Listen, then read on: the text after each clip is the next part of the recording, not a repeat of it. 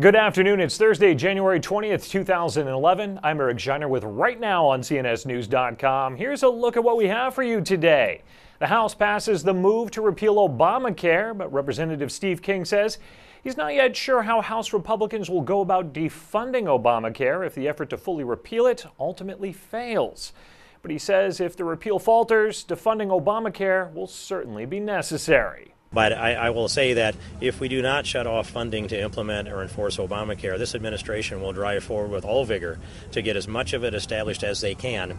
And you just simply can't get rid of it by trimming the bushes. You've got to pull it out by the roots. Click on Dan Joseph's article for more details.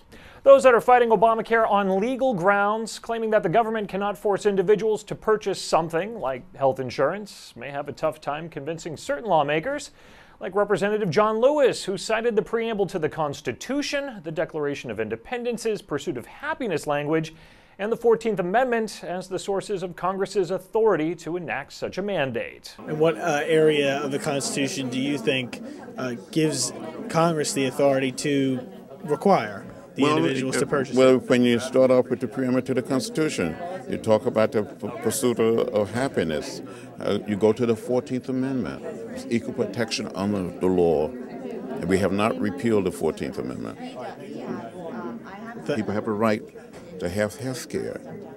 It's not a privilege, but a right. A 1966 Pontiac GTO would make me happy, and some other people have them. That's just not fair.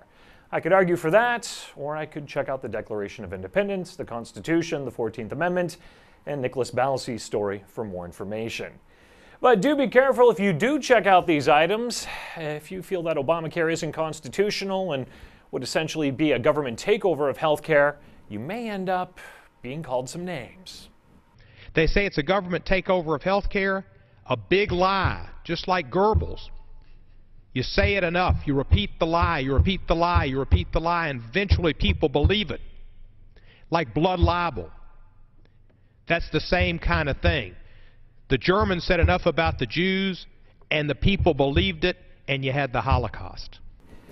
Democratic Representative Steve Cohen on the House floor, doing his part to tone down the divisive rhetoric that we've heard so much about following the Arizona shooting. Well, for the latest on these stories and more, click around, get informed right now on CNSnews.com.